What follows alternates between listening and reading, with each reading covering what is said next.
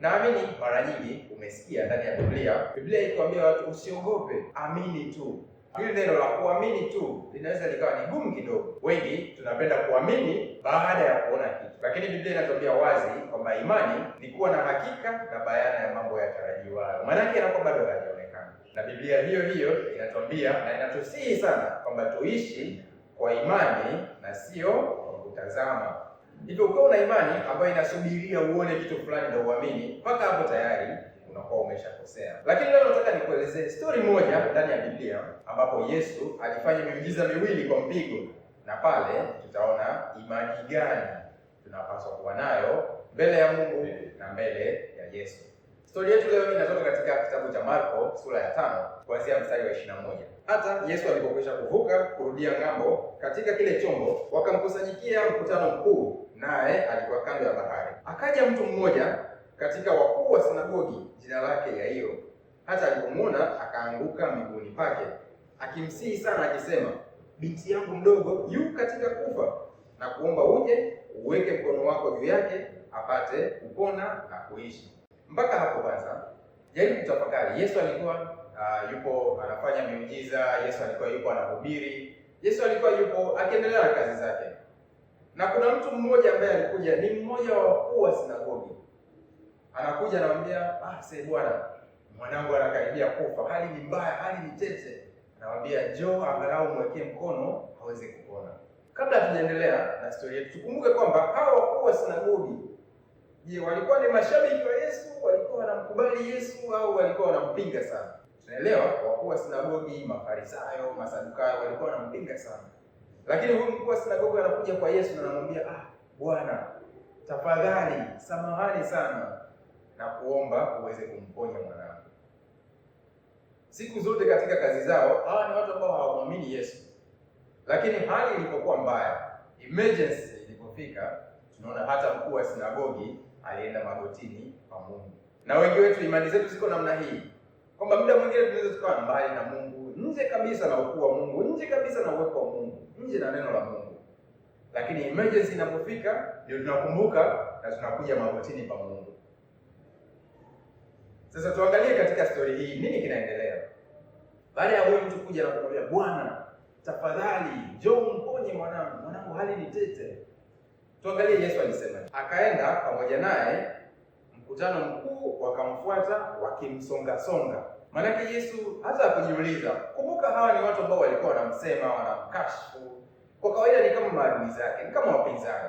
Lakini baada ya kuambiwa kwamba kuna taarifa, kuna mtoto anakaribia kufa, Yesu akafanya jambo la hekima sana, jambo la busara. Ili hali hawa watu walikuwa ni wapinzani wake, lakini bado tunaona Yesu kwa moyo sawa na Mungu anaenda kumhudumia mtu ambaye yuko katika shida.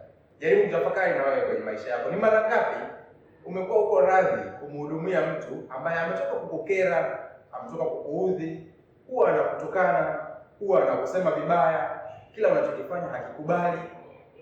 Ni mara ngapi uko tayari kumhudumia huyu mtu kabla ya kuuliza swali lolote?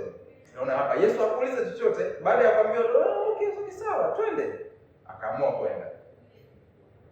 Na alipokuwa akienda, makutano wanaendelea kumsonga-songa.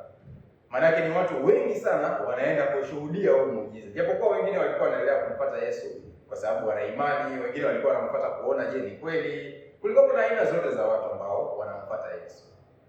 Na Biblia inaendelea kutuambia sasa kuna kitu kimoja ambacho kilitokea hapo tofauti kabisa nje na hii story, kwamba akatokea mwanamke mmoja.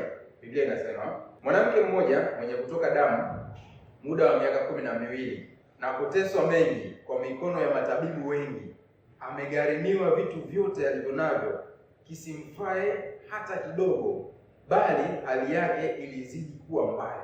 Wengi tunafahamu story ya mwanamke aliyetoka damu kwa miaka 12. Ndio huyo hapa. Biblia haijatuambia tu kwamba alikuwa na tatizo la damu. Naamini wadada, wanawake wanaelewa. Inapokuwa katika siku hizi huwa kuna maumivu na kuna changamoto nyingi sana wanapitia. Sasa huyu mtu alikuwa anapitia changamoto, huyu mwanamke kwa miaka 12 non stop. Sio kwamba ni mwezi hadi mwezi, ni non stop. Na Biblia inasemaje? Hili jambo lilikuwa limemtawala sana. Kiasi gani? Kiasi kwamba Biblia inasema amegharimiwa vitu vyote alivyonavyo. Mali zote alizokuwa nazo amezitumia. Kwa sababu gani? Afya. Unapokuwa na afya, unaweza ukajiona una matatizo mengi sana na unataka kurekebisha vitu vingi sana. Lakini unapokuwa hauna afya nzuri, tatizo huwa ni moja tu. Tatizo huwa ni moja tu. Utagharamika kulia, kushoto, mbele na nyuma ili uhakikishe kwamba afya yako inakaa vizuri. Ndicho alichokuwa amekifanya huyu mwanamke. Kwa miaka 12 ameteseka. Ameshagharamikiwa kila kitu. Maanake ameshatumia pesa zake karibu zote. Hana hela yoyote tena. Hana tumaini lolote. Tatizo limeshindikana. Ingekuwa ni kwenye dunia sasa hivi tunasema labda mtu ameenda India, tatizo limeshindikana. Ameenda China, Uturuki, tatizo limeshindikana. Mwisho wa siku amepoteza kila kitu, hela zote. Umaskini unaanza kumjia.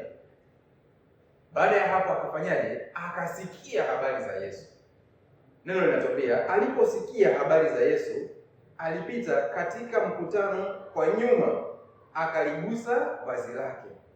Maana alisema, nikiagusa mavazi yake tu nitapona. Tunaona imani ya huyu mwanamke.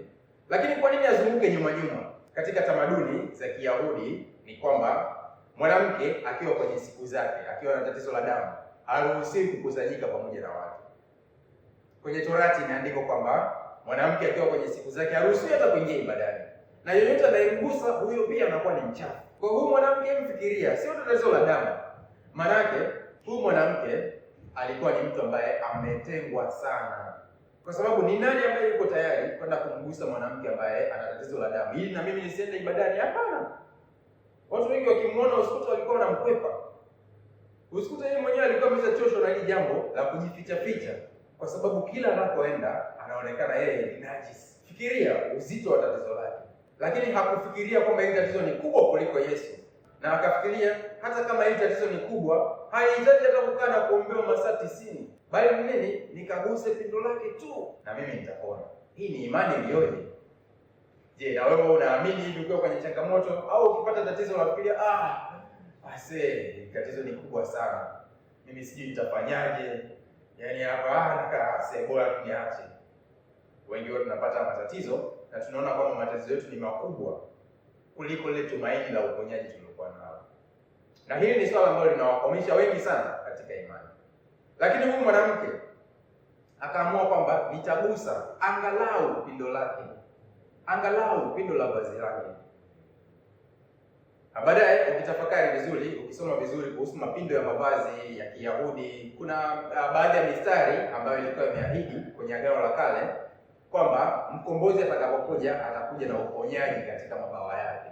Ukiangalia pindo la mavazi aliyokuwa amevaa, kuna mavazi ambayo wanayavaa Wayahudi yanaitwa taliti, imekaa kama mbao.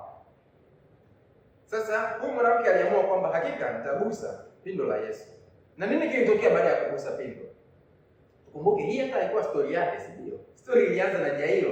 Bado Jairo hajaenda kuponywa mwanae, lakini hapo kuna story nyingine imejipachika. Huyu mwanamke alikuwa ametengwa, alikuwa hathaminiki, ameteseka, amejipachika kwenye story ya mtu ili aweze kupokea uponyaji wake. Na Biblia inasema mara chemchemi ya damu yake ikakauka, naye akafahamu mwilini mwake kwamba amepona msiba ule. Biblia inatuambia kwamba huu ulikuwa ni sawa na msiba. Baada ya kugusa tu pindo, tayari uponyaji ukatokea mara moja. Haina haja ya kusubiri, haina haja ya kutumia dozi, unakaa unatumia dozi labda wiki 2, wiki 3. Hapana, pale pale tit for tat. Tayari ameponywa. Kwa sababu gani? Aliamini kwamba nikigusa ninaponywa. Na je, alipogusa aliponywa? Tusome tena Biblia inasema mara chemchemi ya damu yake ikakauka, naye akafahamu mwilini mwake kwamba amepona msiba ule. Hakika aliponywa, si ndio? Kwa sababu gani? Aliamini. Na aliondoa hofu na uoga wote kwamba watu watamcheka, watu watamtenga, watu wakigundua kwamba yeye ndio yule mwanamke mwenye tatizo la damu, wataogopa hata kumgusa, huenda watamfukuza kwenye mkutano. Alijitokeza hivyo hivyo licha ya changamoto ambazo alijua atakutana nazo. Na mwisho wa siku alipata uponyaji wake.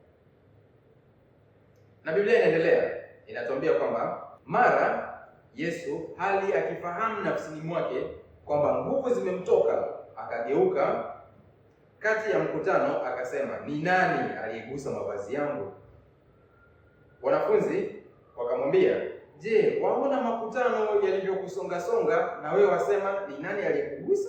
Yesu anageuka. Tukumbuke hapa tunasema watu wamemsonga-songa, maana yake ni watu wengi sana, ni mkusanyiko wa watu wengi sana, ni maelfu ya watu wanaambatana naye. Na kati ya maelfu ya watu wanavyomsonga-songa, sio kwamba wanatembea labda wamepanga foleni au wanatembea kama labda maandamano fulani ambayo yako organized, wamebeba na mabango. Hapana, ni watu tu wamekusanyika wanamsonga. Sasa katikati ya watu, je, ni ngumu au ni nyepesi kuguswa? Ni nyepesi kuguswa.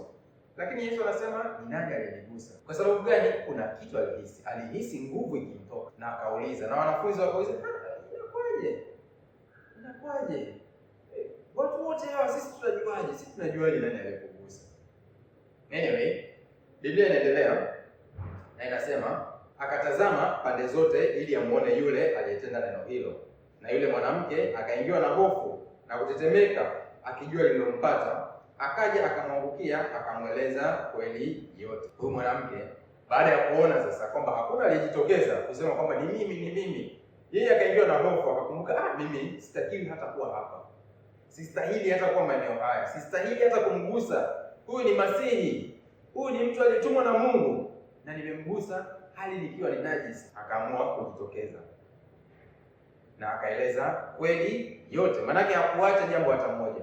Maanake akaeleza kila kitu toka tatizo lilipoanza, tatizo lilivyoenda. Yote haya yaliyoandikwa hapa na Marko, maanake yote yalielezwa, ndio maana Marko akaweza hata kutuandikia. Yote akaeleza. Na Yesu akamwambia, binti, imani yako imekuponya. Enenda zako kwa amani, uwe mzima, hata usiwe na msiba wako tena. Yesu anasema nini kimemponya? Imani yake.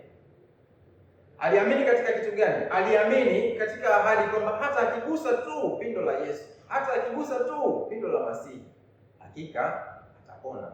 Je, alikuwa ameshawahi kuona mtu aliyegusa na akapona? Au alikuwa ameshawahi labda kuligusa hilo pindo hapo awali na akapona ili aweze kuamini? Hapana, aliamini kwa sababu gani? Aliamini katika ile ahadi. Na Biblia inatuambia imani ni kuwa na uhakika na mambo ambayo yanatarajiwa bado hayajatokea. Hiyo ndio imani. Wakristo wengi huwa tunaamini baada ya kuona miujiza, ushuhuda, huyu kafanya hivi, huyu kafanya hivi, na sisi ndio tunaamua ngoje tufanye. Lakini kiukweli tunapaswa kuamini kulingana na neno linalosema. Kama neno linasema ukifanya kitu fulani utapokea kitu fulani, basi fanya. Mungu hajawahi kudanganya. Biblia ikikwambia usifanye kitu fulani kwa sababu kuna madhara fulani, jaribu kufanya uone. Madhara lazima atakupata, si ndio? Kwa hiyo lazima uwe makini na lazima utambue ni ahadi gani ambazo Mungu ametuwekea ndani ya maandiko. Sasa huyu mwanamke ametokea hapo, ilikuwa ni kama kikwazo kwenye lengo la Jairo, ilikuwa ni kama kikwazo kwenye hadithi ya Jairo. Baada ya hapo inaendelea sasa hadithi ya Jairo. Mstari wa 35 anasema, hata alipokuwa katika kunena, wakaja watu kutoka kwa yule mkuu wa masinagogi wakisema, binti yako amekwisha kufa, kwa nini kuzidi kumsumbua mwalimu? Jaribu kufikiria ingekuwa wewe ndio Jairo muda huo. Watu wanakuja, master, bosi, binti yako tayari, muache tu Yesu aende zake. Unaweza kufikiria how, why? Fikiria Jairo alikuwa na mtazamaji, yule mwanamke alikuwa ameponywa, amepoteza muda mpaka mwanae amekufa kabla Yesu hajamfikia. Jaribu kufikiria ungekuwa wewe ndio Jairo, ungemwangaliaje yule mwanamke? Uende hata ungemlani, huyu mwanamke naye kwa nini? Kwa nini ajitokeza wakati wa uponyaji wangu? Nafikiria mwanao amekufa na watu wanakuambia basi usimsumbue tena mwalimu, acha amwache mwalimu aondoke, mwache tu aondoke, imeshaisha, it's over, it's done, it's finished, no hope. Lakini nini kinaendelea? Yesu anakuja kuambia jambo fulani la msingi sana. Biblia inasema, lakini Yesu aliposikia lile neno likinenwa, akamwambia mkuu wa sinagogi, usiogope, amini tu. Ni maneno matatu tu. Fikiria, umefiwa na mwanao, umefiwa na ndugu yako, labda hauna mtoto, umefiwa na ndugu yako, baba, mama, dada, kaka. Halafu yule mtu ambaye ulikuwa unamtegemea awaponye anakwambia usiogope, amini. Jaribu kufikiria, umempeleka labda mgonjwa kwa daktari, unategemea daktari atamponya. Baadaye ya daktari kumponya, daktari anaenda kumsikiliza nesi, labda tatizo jingine huko, anapoteza muda. Hapo akirudi mwanao amekufa, ndugu yako amekufa, hapo anakwambia usiogope. Unaweza ukafikiria mbona kama vile neno weird sana kulisema, it's very strange. Lakini Yesu anamwambia usiogope. Baada ya kutokuogopa ufanye nini? Amini. Aamini katika nini? Kama yule mwanamke alivyokuwa ameamini katika ahadi kwamba nikimgusa tu Masihi uponyaji upo. Pia kuna ahadi nyingi sana zinazomhusu Masihi kwamba hata wafu watafufuliwa. Kwa kuwa yule kiongozi wa sinagogi alipaswa kufahamu haya, lakini kutokana na ile roho waliokuwa nayo ya kutokumwamini Yesu, kutokuamini katika ahadi ya Mungu, kujikweza kwamba sisi ni wachungaji, sisi ni wakuu, inakuwaje huyu kijana mdogo anafanya hivi, akawa amesahau kwamba kuna ahadi ya uponyaji kupitia huyu Masihi. Lakini Yesu anamwambia usiogope, amini tu. Kwa sababu gani? Linaloshindikana kwa wanadamu hakika linawezekana kwa Mungu. Ndio maana akaambiwa usiogope, bali amini tu. Na neno linaendelea, linatuambia wala hakumruhusu mtu afuatane naye ila Petro na Yakobo na Yohana nduguye Yakobo. Wakafika nyumbani kwa yule mkuu wa sinagogi, akaona ghasia na watu wakilia, wakifanya maombolezo makuu.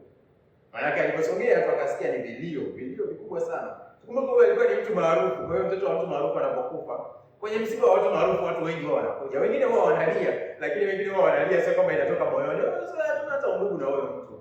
Alafu inaendelea. Inasema alipokwisha kuingia akamwambia, mbona mmefanya ghasia na kulia? Kijana hakufa bali amelala tu. Alafu mstari unaofuata unasema wakamcheka sana. Fikiria jinsi gani walivyoswitch hapa haraka. Walikuwa wanalia.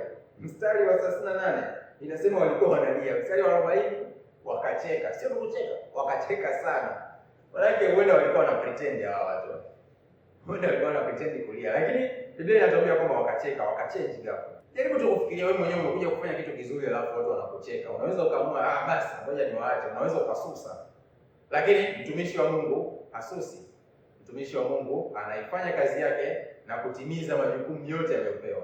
Yesu ametumwa kuweza kuwaokoa watu, kufanya uponyaji. Hivyo ilikuwa ni lazima afanye uponyaji licha ya mateso, manyanyaso, watu wanamcheka, lakini ilibidi afanye kazi yake. Je, na wewe una nguvu ya kuendelea kufanya kazi yako hata pale watu watakapokucheka, watu watakapokukejeli, watu watakaposema maneno mabaya kuhusu wewe?